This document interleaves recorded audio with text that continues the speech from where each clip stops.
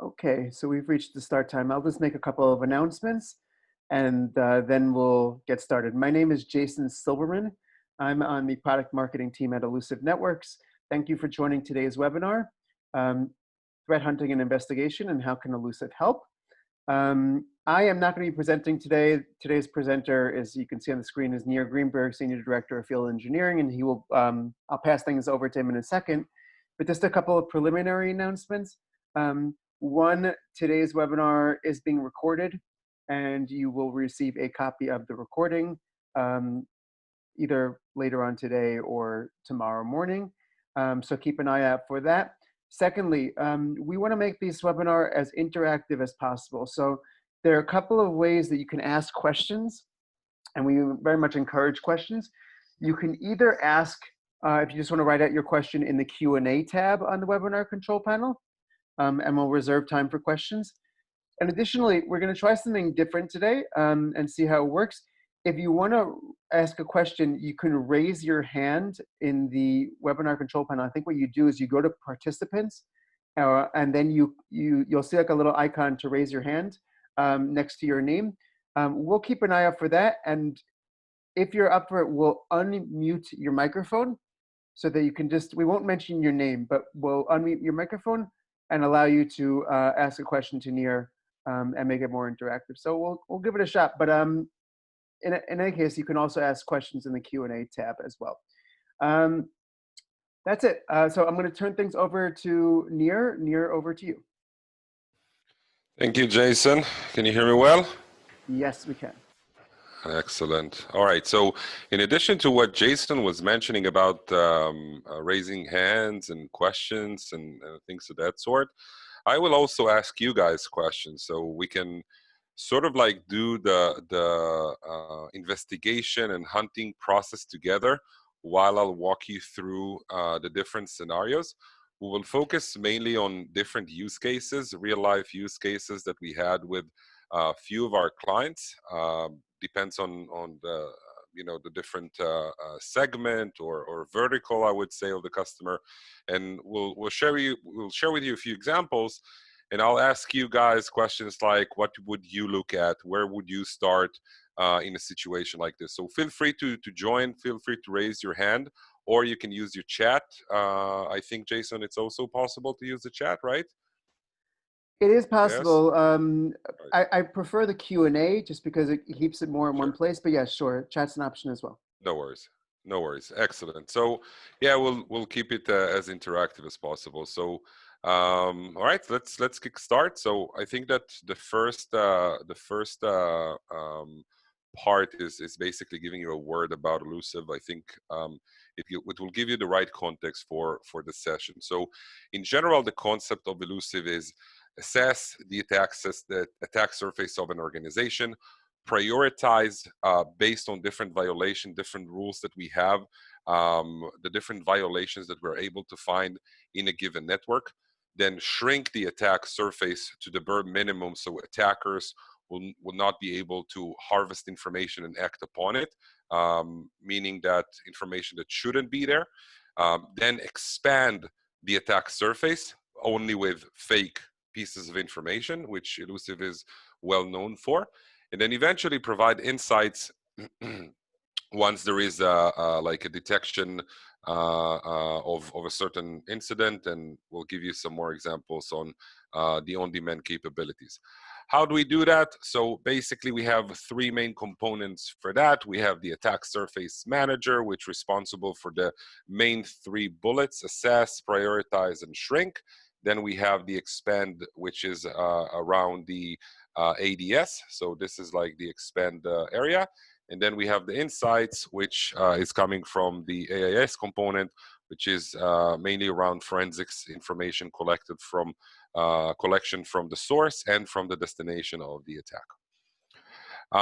General architecture. So we do have endpoints and servers in our organization. That can be, if we're looking for IT assets, as you can see at the bottom, we can talk about domain controllers, DNS servers, deployment tools, and so on. That can be, for example, for the financials, that can be a Swift environment or Swift systems.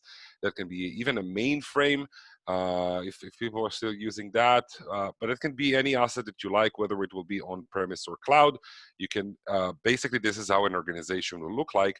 And at the top slide, you can see those endpoints that basically those are the endpoints that people are working on regular basis.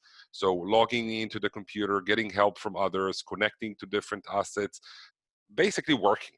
Right. So this is like a representation of that. In addition to that, we have also other security solutions in place. We have SIEM, we have SOAR, we have other tools that we have in our environment.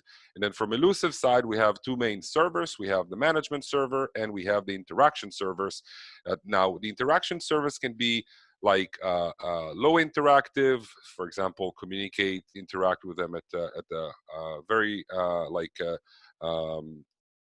preliminary, I would say, interaction. Then medium interaction, give them additional layer of access into the emulation that we create.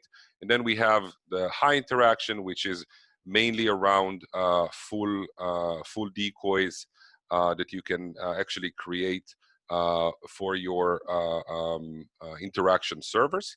And the management server is basically the brain behind the solution. So responsible for the communication with the endpoints and so on. We'll talk about that in a few slides. This is like the general architecture of the environment itself and the Illusive solution as a concept. Now, if I'm taking the defender's approach for a second, and I'm looking at my network from the defender's perspective, I'll probably have something around that. So I see computers, I see switches, routers, servers, I have my segments in here, I have my areas there. And this is great, and we need to have that. Every IT room probably have a similar Visio diagram of something like that, which is definitely important. But from the attacker perspective, they don't necessarily have this Visio. I hope that for your organization, the attackers won't have this Visio in hand, but normally they will look at your organization from that perspective. So they will land on a certain computer. This is a view from Bloodhound, and they can learn about your environment based on the different connectors, users and computers and connections that can be found near them. And based on the information that they were able to collect, they will make decisions where to go from here. And this is a big difference between the attackers and the defenders, and obviously an advantage for the attackers because they have a different visibility of the network. Where does Illusive helps with that? So first of all, when I'm talking about the similar architecture that I showed you before, we will at the first step will have some sort of a discovery process that we will use the management server to run our dissolvable binary on endpoint servers, Linux, Windows, Mac. It doesn't matter. The operating system is less of an issue. Will collect all these pieces of information that we as employees do on a regular basis. So connections, users, pieces of information that can help attackers to perform their moves inside the network. Once we will run this dissolvable binary, we'll get the results back to the management. We will create like a map, like an attack map of your organization, but from the attacker's perspective. So what are the options for an attacker to move inside your network? In addition to that, we'll grab all those pieces of information, the connections and users and pieces of data that we collect from the different endpoints, and we will put it in what we call a pathway mechanism or an engine that will basically allow you to understand from which computers, groups, and OUs you can move to your most critical assets when it comes to servers, but also when it comes to users. So we can actually show you that from computer X in 1, 2, 3 steps, you can get to a domain administrator, for example. But it can be any other type of user that you like. And we have multiple use cases that we'll cover in a few moments.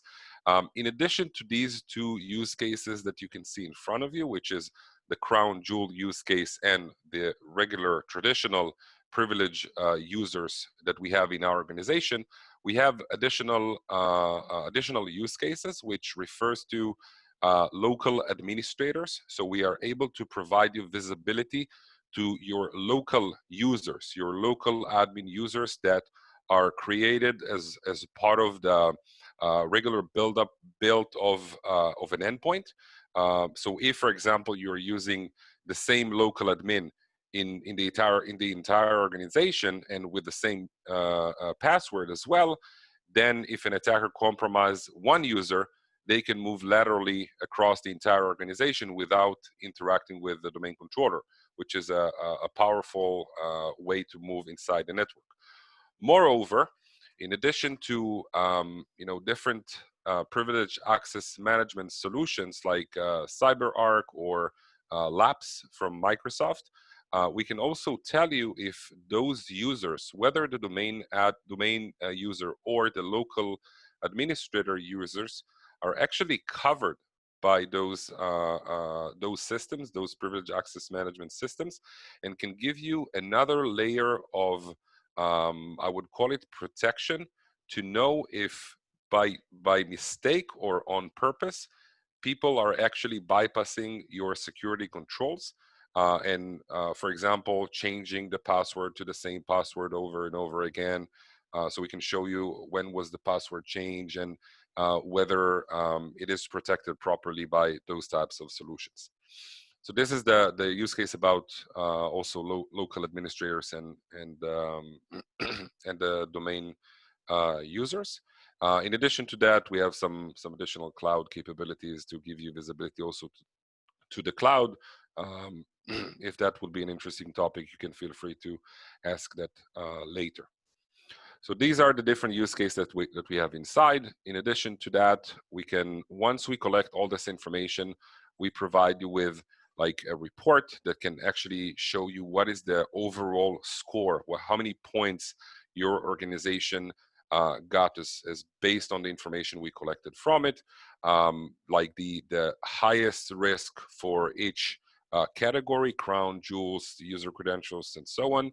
And I think the most important part is how we can get better. Not just don't just tell me that I have problems. I know that I have problems already, but how can I get better, and whether Illusive can help me or not.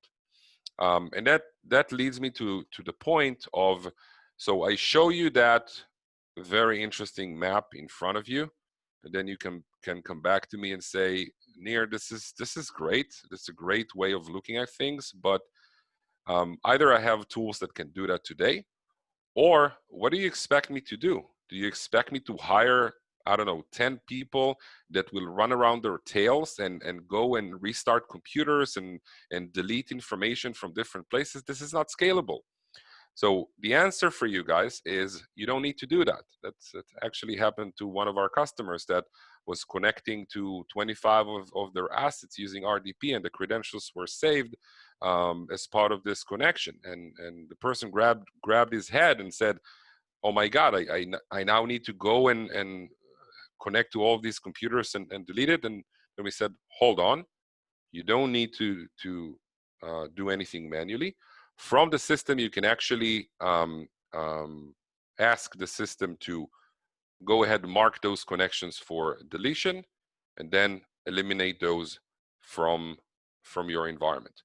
And by doing that, you're basically taking away the food, or some would say the fuel, for an attacker to actually harvest information, leave off the land, and then the attack that this person will need to do will either be louder, which will allow your existing security controls to become more effective, or that the attacker would just say, yeah, I don't have a lot of options to move here and then move to the neighbor if that's doesn't have a lot of options.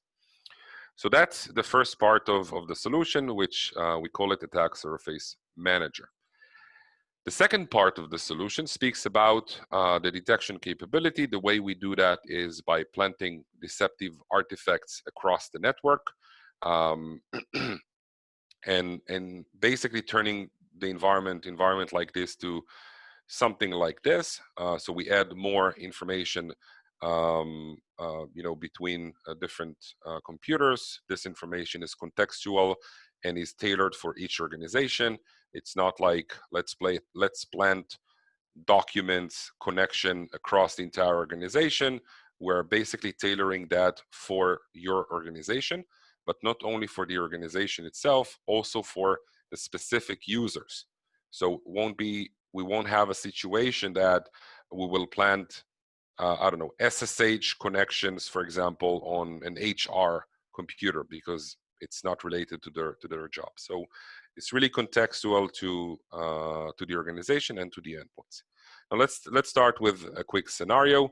The scenario itself is basically saying we have an attacker that wants to breach an organization.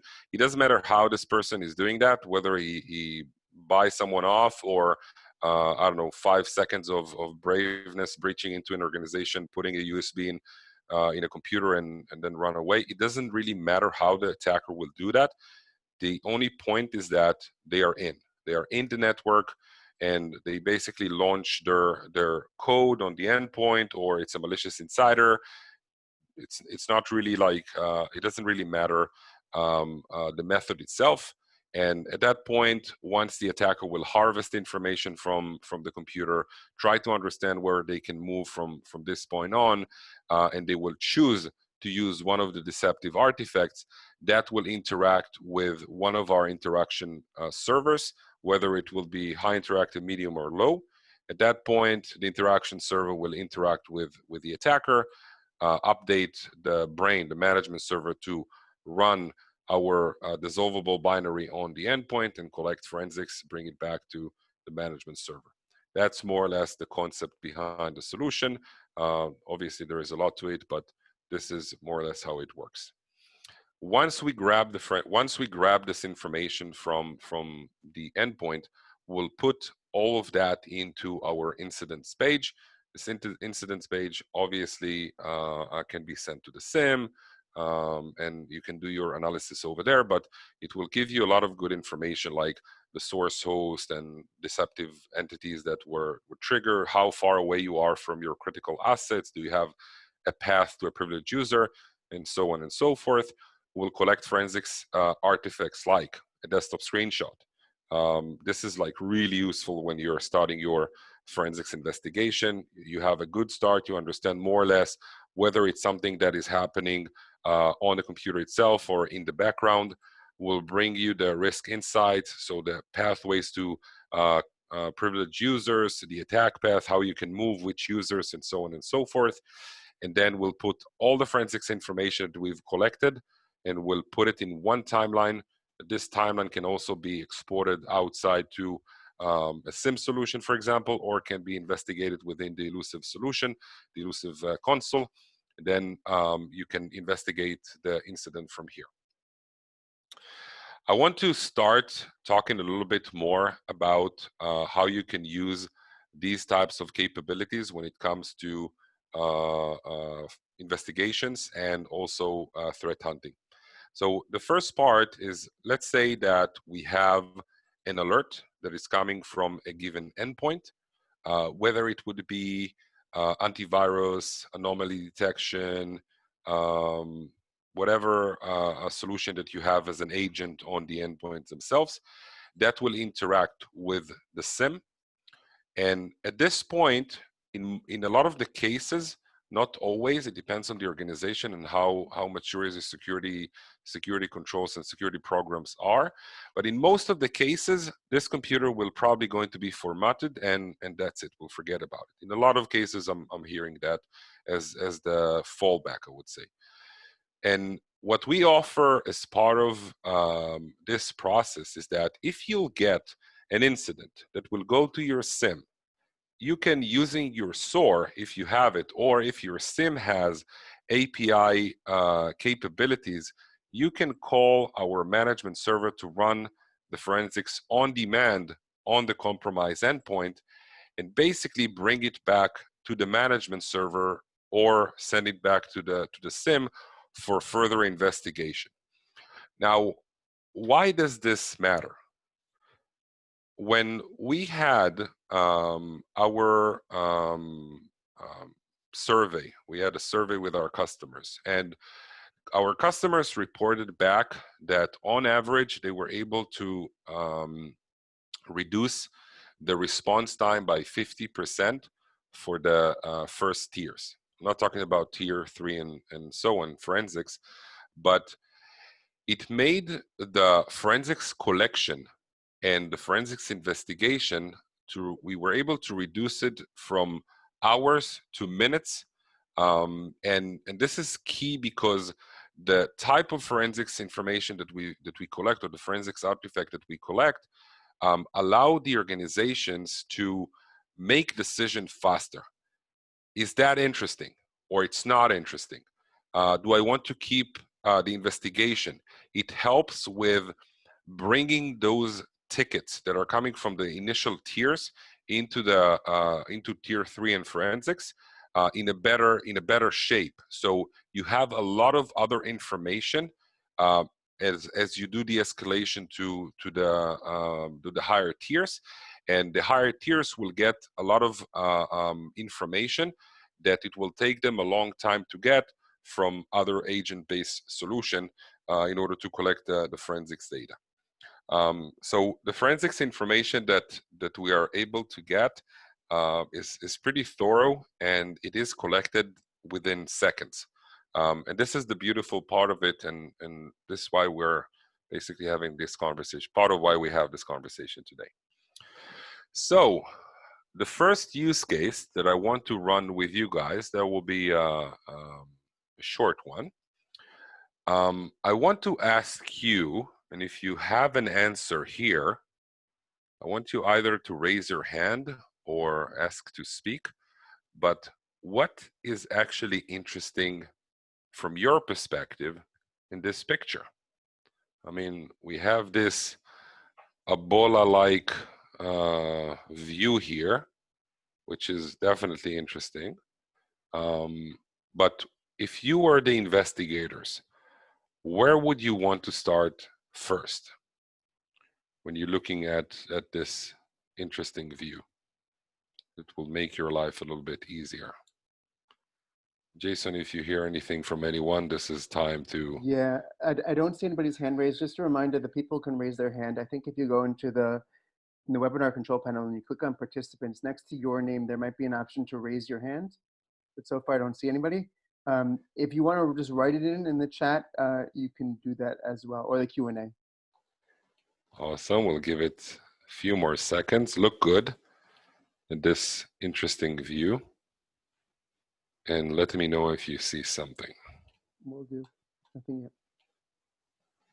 Excellent. Don't anyone seeing anything interesting here?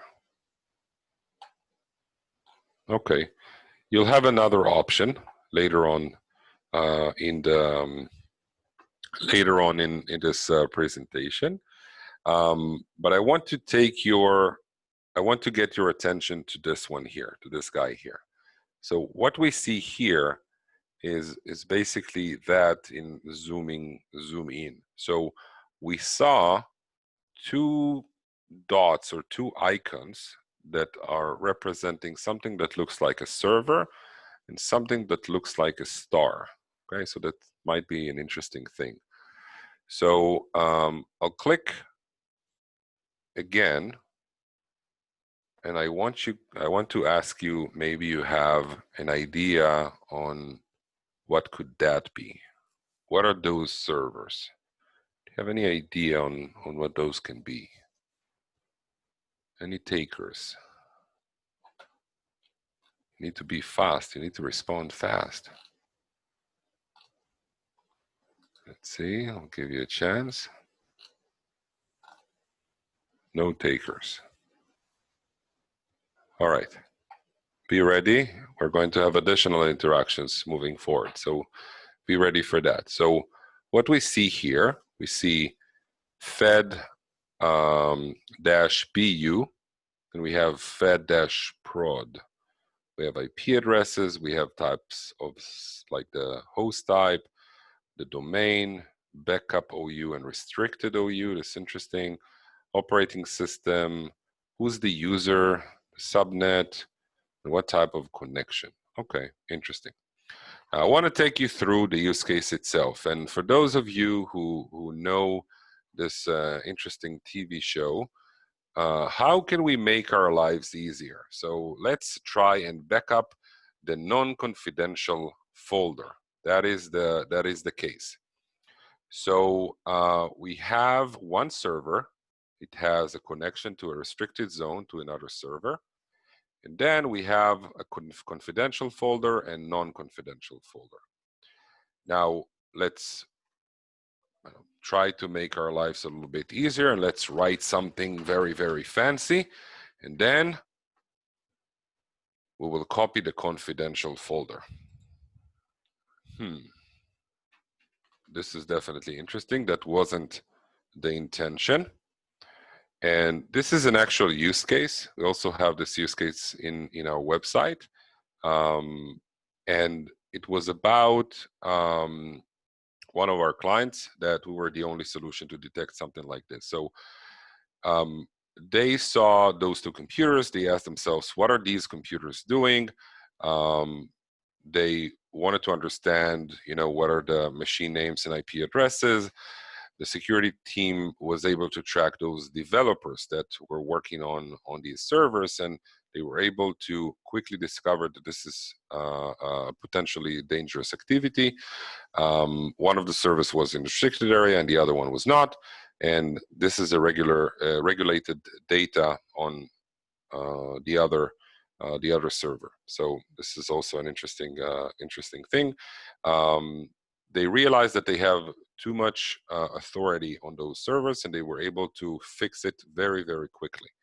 Now, important to mention that this happened in the POC. So we just rolled out the solution. We just saw that, quickly fixed that. And then those developers basically try to share information back and forth to make their lives easier. And because it was just normal traffic, none of their other security solutions was able to detect this type of activity. There is no anomaly in here. These are like people that are doing their jobs. And in this case, it wasn't a malicious, so to speak, activity, but it was definitely something that was not allowed by the organization itself. Now, you might ask me a question: how is it possible that these guys didn't go to jail? Because this is copying restricted information is a federal felony. So these guys were able to explain that they didn't have any malicious intent and they weren't using the data that was copied. So this is probably why they didn't go to jail. So obviously they can celebrate. Okay, let's take another interesting attack that we're able to help with from the three of our components. So the ASM, ADS, and the forensics. So damage from Trickbot was prevented. The first stage was on the phishing side. So this was an interesting one because one of the employees or several employees were part of a phishing campaign on a certain organization in Europe. There was a phishing email sent related to COVID-19 about people that are laying off from the company. That is obviously an interesting topic. And if you get it from someone that looks like a person you know, then you'll go ahead and open it. Now, fast forward to the end of the investigation, we realized that the phishing email was exactly like another email that was identified by Vitaly Kremes. For those of you who don't know this person, he's following the different attack groups that live out there. Is an interesting person. So you can read a little bit more about him. but it was exactly like another email that Vitaly was able to track before that. So that is an interesting anecdote. So what happened there? So the existing tools that they had there, they had an antivirus over there. It raised an alert, but it led to a dead end. They didn't have proof points, so they couldn't understand where this alert was coming from. So what they did, they reached out to the employee and they asked her, "Did you notice anything on your PC?" And she responded, "Nothing happened. I didn't notice anything." And they said, "Are you using your PC at work?" And she said, "I don't have a computer at work." The security team obviously was like, that is interesting because we got an alert from your computer inside the organization. So at that point, we rolled out Illusive on 25,000 computer. That was in one day. And then the first detection came in a day later from a print server. And that was the trigger for the incident response to basically start and involved an external incident response firm. So from the first indication, we saw that from the print server, because we bring forensics from the compromised computer, we saw that there is a privileged user that looked interesting to us. So once we saw this user from the forensics investigation, for the forensics artifacts that we've collected, we then looked at this user in the attacker view map, in this fancy map that I showed you in the beginning. And then we were able to identify that this user exists on 10 different computers. So this is a great start for understanding how compromised you are, and if you have other computers that are part of it. In the end of the investigation, we also ran the forensics on demand on all of these computers in order to understand if we have the same situation on those, and that allowed us to identify the compromise of 6 privileged user compromise from 5 different domains, and a total of 30 computers were compromised in this attack. Moving forward, as you know, the Illusive and the ASM forensics were used, we're also able to find additional machine that the attacker was operating from. So we ran forensics on all of them. We got the information back, and we were able to find 5 IP addresses that were used as the command and controls of the attackers.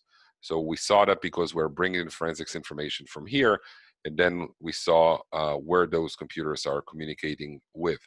We collected a lot of IOCs from that, tools, IP addresses, users, and so on. And diving a little bit deeper into the tools, so we're able to find a lot of good tools, well-known, some well-known, some less. Part of it, Cobalt Strike, Metasploit. They used traditional tools like RDP and WMI, PowerShell, and so on. Now, another thing that was interesting there is tools that were never seen before. So something like xdr.exe probably sound familiar to some of you guys because it's Palo Alto's EDR. And then sysmon.exe, which was on the print server, which is an OS monitoring tool. But these were actually the tools that were used by the attackers. They were using those fake names in order to cover their tracks.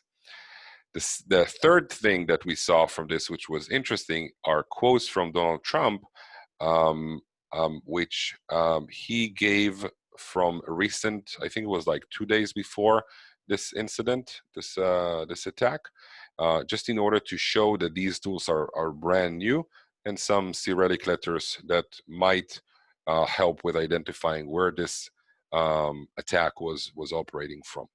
So these are like fast forwarding to the end of the investigation. This is how it went, and I guess that summarizing that, the most important word here is fast.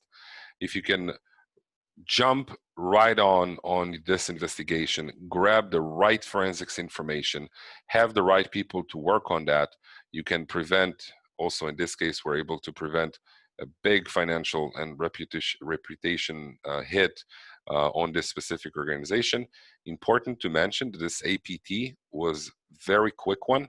We're able from the beginning to the end in 7 days. That was the time to identify, respond, and mitigate. So this is a summary of the second use case. The third use case is speaking about something that happens to us every day as organizations. So you as the security people or your security teams decide to roll out a new shiny security tool, an agent on all of your computers. And you expect that it will make your organization way more resilient to cyber attacks and so on. The problem is that if you're doing that wrong, you might find yourself in a situation that you rolled out this security solution with a privileged user. And if you did that with a privileged user, then in one of our customers' situation, the vendor told them that they don't need a domain admin for that. They actually need a regular domain user. And then when we collected this information from the endpoints, we were basically able to surface that on all of their 11,000 computers, they have domain admin credentials in their memory. And this is a goldmine for an attacker, because on every endpoint, they have the most powerful user, probably the most powerful user in the organization. Obviously, that was raising a lot of eyebrows from the customer side, and they gave us a call and will say, "Hey guys at Illusive, we think you have a bug in your system. We see on all of our computers in the network, we see that we have domain administrator," and we responded very fast, obviously, and we were able to connect to their environment. We showed them which user it was, and then they were like, "Oh, we basically rolled out this application a couple of days ago, and this user, it looks like the application user of this software." And then they were able to see this information, reach out to the vendor, fix that, and this is the statement we got from them. Without ASM, would never detect this type of activity. And having a domain admin user across your entire network is definitely not something that you want to have. All right, your second chance to interact in the session, I really recommend it. It's quite fun. But what is wrong here in front of you? We have a machine here. You have all the details in here. We have another machine here with a nice star, and you have the name here and all sorts of information that you can find there.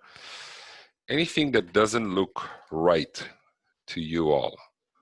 Look at the names, for example. Any takers?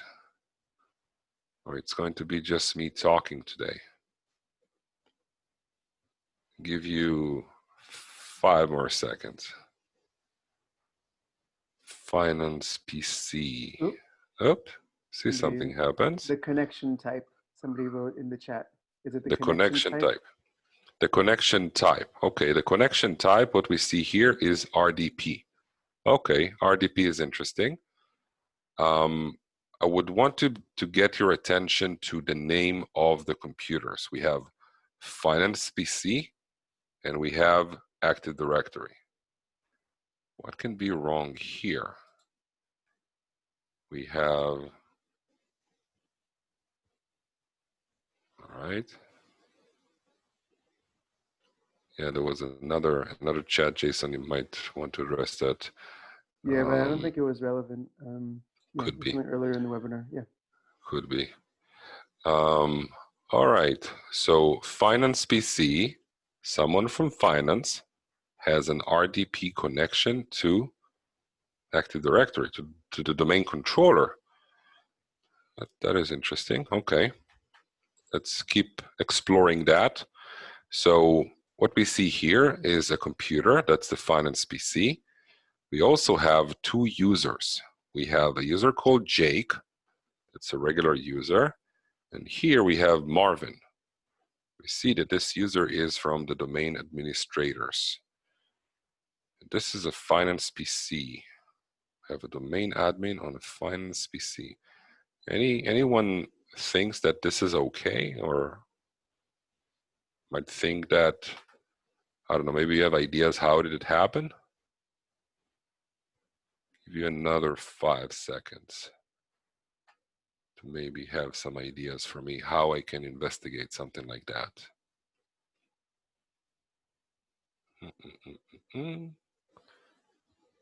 All right, no takers. Okay, so I need to deal with it on my own. All right, so the situation happened to us at one of our financial clients, and the story goes like this. My brother is a domain admin, and we were just drinking coffee. That is the story, okay? So what happened is that there were two brothers. They were in the same company. One of them was from finance, and the other one was from IT. He was the domain controller admin, or DC admin, and they were sitting together and doing their thing. And all of a sudden, the brother from the IT department said, I have an amazing idea because I don't want to go to my desk, which is 4 stories up, using the stairs. Let me just do everything I want from your computer, my brother from the finance team. So basically what he did, he used his own credentials, it's a domain admin credentials, and connected via RDP to the domain controller of this organization. Now, you can imagine how many finance people are targeted on a regular day when it comes to sharing files with them, emails, phishing. These guys are probably the people who gets, maybe aside from HR, but they are probably getting a lot of documents from outside of the organization.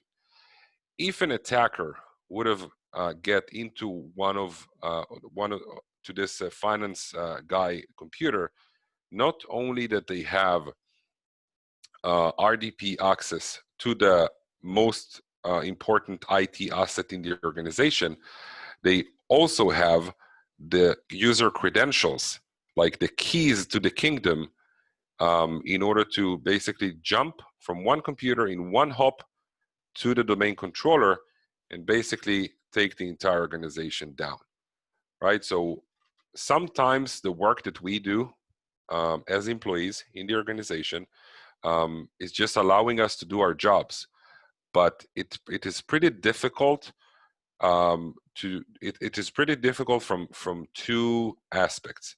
Aspect number 1 is, as a security team, I cannot block everything. I still need to allow people to work and to do their jobs.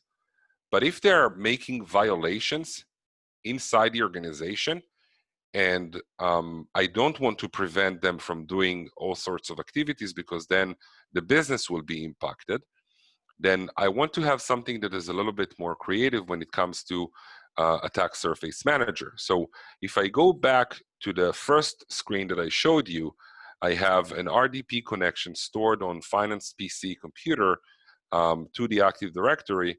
I can actually, by a click of a button or even automatically, just delete that, can take it away. And then the adversaries will not have direct access to assets that I don't want them to have. Same goes for the user. If I have a user stored on a given computer and I don't want it there and it's disconnected, it's not actively working, I can just eliminate that as well. And by that, I'm not preventing my employees to do their jobs or to help each other, because we want to encourage that as well. Working with each other, helping each other. We want to make sure that people can still do that, but also make sure that we maintain a very, I would say, good balance of attack surface in the organization. So I would still keep this user credentials on this computer because this is his computer, but I don't need a domain admin anymore to be stored on that computer in addition to that, because it's not related to the day-to-day job of Jack, who is working for the finance team. So these are the use cases that I wanted to share with you today. All of them are coming from existing customers of ours in different sectors, different segments, different industries. So with that, I'll stop, and I hope you enjoyed from this session. I do, want to make sure that you got all the information that you like. But we are leaving some time for question. Jason, do you want to take over and say a few words? Sure. Do you want to just go also over to the next slide, to the next step slide? Sure. Reminder now that first of all, there is time for questions for people who haven't asked already, and you can ask those questions in the Q&A tab on the webinar control panel. Anything goes, so feel free to ask. Just while we're waiting for a couple more questions to come in, you can see some of the next steps on the screen. I don't have to read every single one, but like you can, if you want to find, get a product demo of Illusive in action, you can see the link there. Our resources page has all of our previous webinar recordings. This one will be on there as well at a certain point later on today. And white papers and feature briefs and a bunch of other things that might find interesting. Our blog has a lot of good stuff on there about cybersecurity in general and about some of the topics in today's webinar specifically. And also, of course, you can always follow us on social media. So let's get to some questions. There's a question that says the ASM. Yeah, I see that. Sure. Do you want to read it out? No, you can go ahead, read it out. I'll sure. Answer. The ASM gets installed on a management server, and ADS will be installed on the trap server. Is AIS, the attack intelligence system, does that get an install on the management server itself? Yeah, it's a good question. So everything that I mentioned, ASM, ADS, and AIS, the brain behind it is from the management server. So these components are managed and controlled by the management server. The trap server, the emulations, and the decoys are a separate component. So you can consider them as a different server. Once the attacker will interact with a decoy or an emulation or a trap, then it will interact with the trap server, the emulation, and so on. It will interact with that component. Now, the management server, let me just go back to this one. Now, the ASM part is working in the same way. So the management server will run those binaries that I shared before on those given endpoints, collect the data, and send it back. So it will work only on the management server. So I guess that the ASM is a component, it's a product within the management server. ADS is part of the management server. And the trap server and the AIS is like a separate unit, but it is managed by the management server itself. I hope that I answer your question to its full extent. Okay. I'll get to the next question. Just right before I do that, I just posted in the chat a link to a brief that people might find interesting if you want to read more after the webinar is over about our forensics capabilities. So you can look at that as well. But a couple of other questions. Speaking of the forensics, what type of forensics information do you collect? All right, good question. So I'll divide it into two categories. One is the volatile information, the other one is non-volatile information. So what we basically do, we collect information that is like here and now, connection information that can be process information, all sorts of tables that will be deleted immediately. We're talking about a lot of good data that is coming from a very short period of time. So you get a lot of data but the time frame is very short. So you don't need to go through a pile of information from different times and go through the haystack. We're basically telling you that there was a detection, bring you the forensics, and you know that it was from that given time. Now that is the volatile data. The non-volatile data, we can consider that as the pieces of information that will not be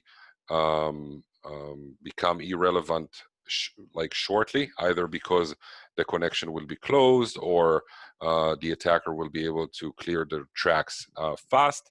This is more of information that will remain there for a longer period of time. So these are the two categories and some examples about the forensics information we collect and from the given time frame, I guess. Great. There's also another forensics related question.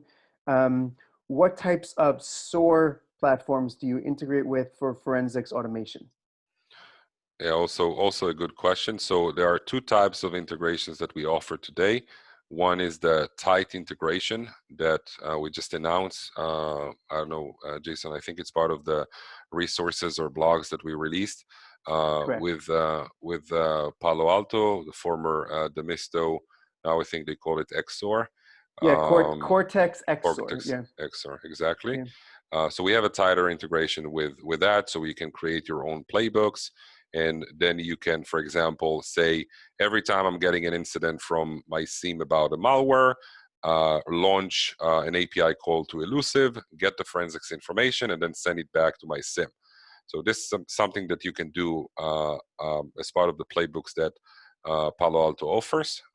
This is one option. The other option, you can do it with any other SOAR, but you will need to you'll need to use the existing APIs that we have, and you'll need to tailor it with whatever SOAR that you're using, whether it will be the Splunk Phantom option or Simplify or any other SOAR that you're using. And by that you'll be able to collect forensics information on demand with whatever I would say SOAR or SIM with API capabilities that you have. great. We just got another question. What is the size of the binary, i.e. the deception, that gets installed on the endpoint?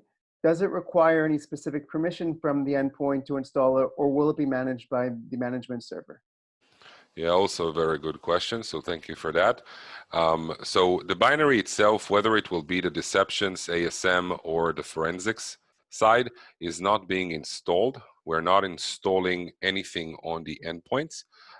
It is, think about it as a dissolvable binary that will run on the endpoints or servers for a few milliseconds, do what it needs to do, and then self-dissolve. The binary itself is very small. I won't get into numbers, but I would say that we have organizations with 300 and 500,000 computers in different zones in the world, different areas with very low bandwidth, and they didn't even need to ask us to reduce the size of the binary itself. In terms of the permissions, so you can use any type of deployment tool that you like. So you can send the binary to use different distribution tools that you have out there. We only need that as a vehicle to send the binary to the endpoints. We also allow that using our own platform if the company do allow that. We will need some specific permissions.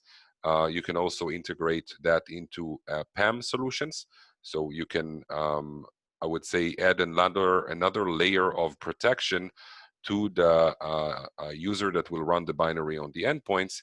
And by that, let's leave the fact that we're using strong authentication methodologies and we're not delivering the password on the wire, but you can add another layer of security in order to protect that user if you do choose to use our internal deployment mechanism rather than the external option. So it's up to the organization to decide. It depends on what the organization has. Excellent.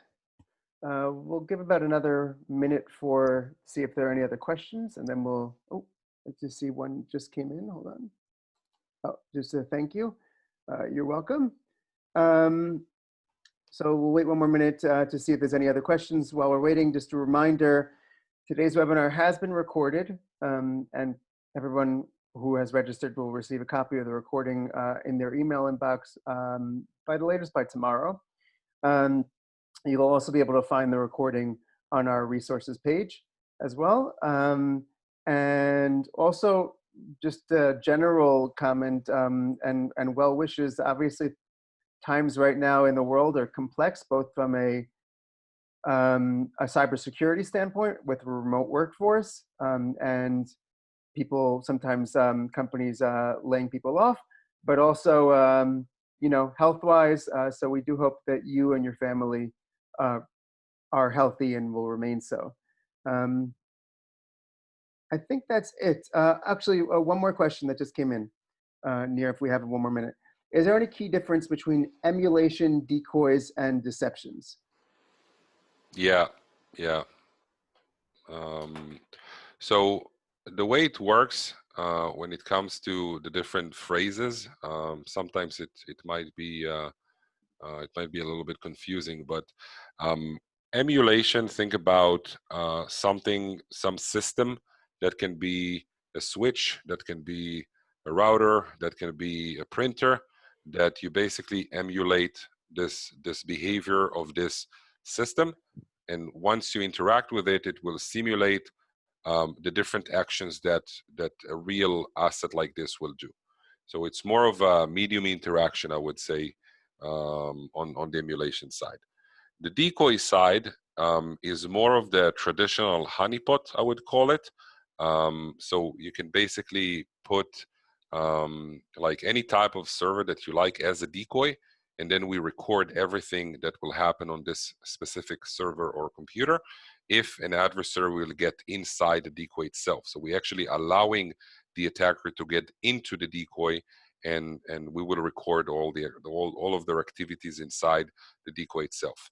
And deceptions, you can think about deceptions as more of the pieces of data that we plant on the different computers and servers. These are more of the pointers to the deceptive entities or lures that you can probably call them. Others might call them breadcrumbs. So yeah, this is the main differences between each and every one of them. Okay, excellent. I think we're going to end things at there. Thank you again, everyone, for joining. Thank you to our presenter, Nir Greenberg, who is the Senior Director of Field Engineering at Illusive Networks. We hope that we can continue the conversation with you in the future. And have a great rest of the day wherever you might be. Thank you all. Thanks, Jason. Bye.